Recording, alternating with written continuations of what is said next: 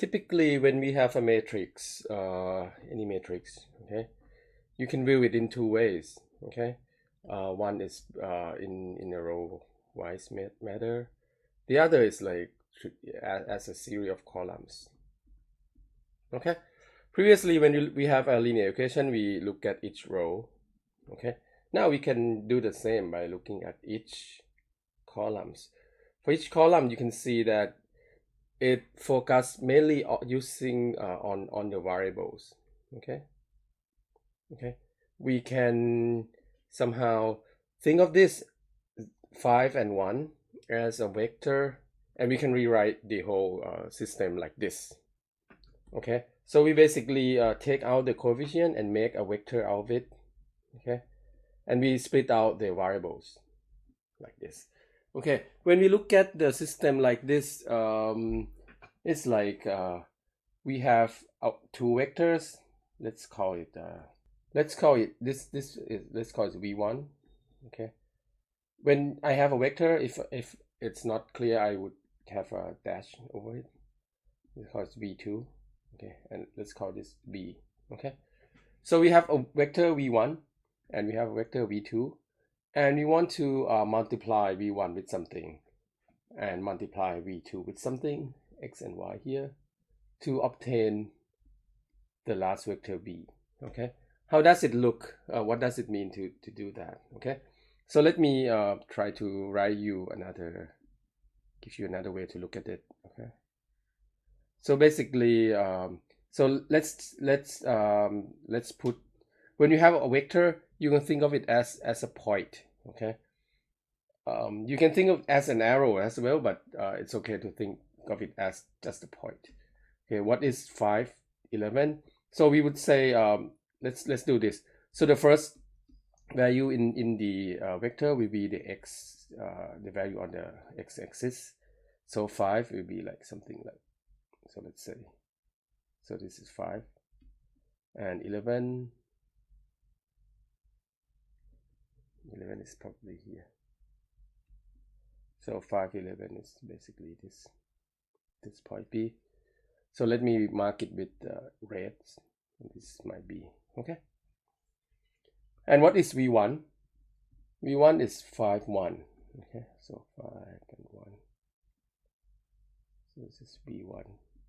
Okay, and then what is v2? It's 10 minus 3. So it's 10, 1, 2, 3. So it's this v2. So how can we multiply? So what does it mean to multiply v1 with x? Okay, so if x is 1, v1 is just here. Okay, if x is larger than 1, like if we look at that, okay, if we multiply v1 by 2, so you probably get this one. This is 2v1, right? If we multiply v1 by 3, you probably get this 3v1. Okay, but we don't have to multiply. X doesn't have to be just integer, right? It can be real numbers. So if we vary the value of x, we get a point on this line. Okay, so this line is 5, 1 times x for various value of x. Okay, how about v2? Y times v2, what does it look like? So let me use green here. So if you multiply v2 by a half, so you probably get something like this. And again, using the same thinking, we can see that if you multiply v2 with something, you get something like this line. Okay, so how can we get to b? How can we find the value of x and y so that the result is b? Okay, you can now after this formulation, the way you look at vector as an arrows might be of useful now. Okay, so this is v1, so let me draw an arrow with it like this. Okay, and this v2. Suppose you want now, as I told you before, we want to find x and y here, right? So what exactly is x? X is the amount of scaling that you need to apply to v1, right? So if we add, if x is 1, you get exactly v1. If x is 2, you get to this point, 3 to this point, right? You can change the value of v1 in many ways, and then the resulting vector will follow this line. Okay. Now, how can we get to b? Okay, we can think of v1 and v2 as directions. Okay, so to get to b, you can guess, right? We can follow v1 along this way, right? By increasing x, v1 will move along this line, right? Now, after you reach some point, you can see like we can use v2 now. But again, we don't need to go in this direction with v2. If we multiply v2 with some minus number, right, you can see that you can go back on this direction as well, right? So the idea to reach to the b, our destination, is to basically follow the first vector v1, and then when you reach an appropriate point, right, we can just follow v2 backward back to b here. Okay, so you can guess, right? The value that we need is like, we need to scale v1 so that it would basically reach to this point, right? So this should be 3 something, right? And then we go back with v2, right, on this direction, and we need to scale v2 with some minus number. Now we can reach to b. Okay, so x should be something like 3 something. Okay, you can get from that 3 something, and y is maybe minus 1 something. Okay, so this is how we solve for x and y. Okay, using column perspective. Okay, we look at each column. Okay, and we think of this as the first column and the second column, and we would like to mix them up, okay, to get to b. Okay, again, if you write this way, v1 times x plus v2 times y, what exactly is this? We mentioned it briefly, right? So you have two vectors and you multiply it with some real number, so you scale it, right, and then you add them up. This guy is basically a linear combination of v1 and v2. Okay, so this equation asks, is there a linear combination of v1 and v2 that give you 5, 11?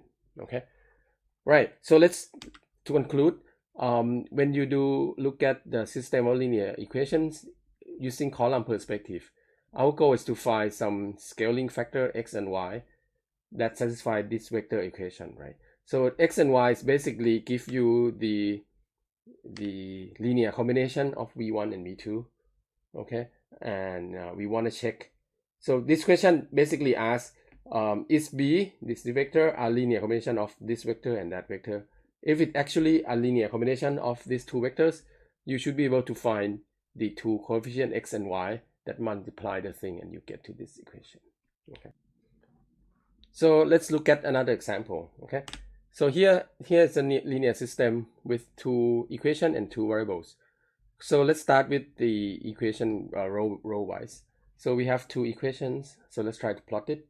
So the first equation, if x is 0, y is 7, right? This is y is 7, so it's here. If y is 0, x is also 7, so it's this here. Okay, so you can plot it. All the solution of the first equation would look like this. Okay, the second equation, x and minus y, like that. So if x is 0, y is minus 6.5, right? So it's 6.5, should be here. So when y is 0, x is 13 here. Okay, so the solution of the second equation would look like this. Okay, so the solution of the system of linear equation would be this point, okay, which is probably 9 minus 2, I guess. Okay, so this is how you look at this system of linear equation as a system of two equations. Okay, Another way to look at that is to do the use the columns perspective, right? So the first vector, you can look at x, right? So the contribution of x to the final vector is 1, 1. It's the coefficient of x, okay? And then for y, so it's 1 minus 2 times y. And you want them to be equal to 7, 13. All right, so how are we gonna be able to draw it? So let's try to draw it here. So let's mark 0, 0 somewhere. So this is 0, 0. Okay, the first vector, let's look at the final vector first. So 7, 13, right? So it's 7 is here. 13 is here, so it's basically here. So this is our goal, B. It's called B. So this is V1, V2 again. So V1 is roughly this easy guy. So V1. And V2, 1 minus 2, so it's 1 minus 2. So let's draw it with the red. It's V2, okay? So how can we get to this point? Okay, you can see if we scale V1, what do we get? We'll get something like that, look like pretty much like this. Right, so you have a vector that traces this line. So if we increase x, we have stuff like this. Okay, so this is like x v1. If we vary the value of x. Now, can we get to b? No, right? But we have v2, right? So we can scale v2 by some negative factors, so we can go up in this direction, right? So in this case, we want to reach v from here, right? So we can multiply v with some negative numbers to get to b. If you look at this, so this is like basically minus 2v2, right? Okay, so minus 2v2 give you these vectors, and then this is like 9x1, I guess. This is this position. This is 9v1.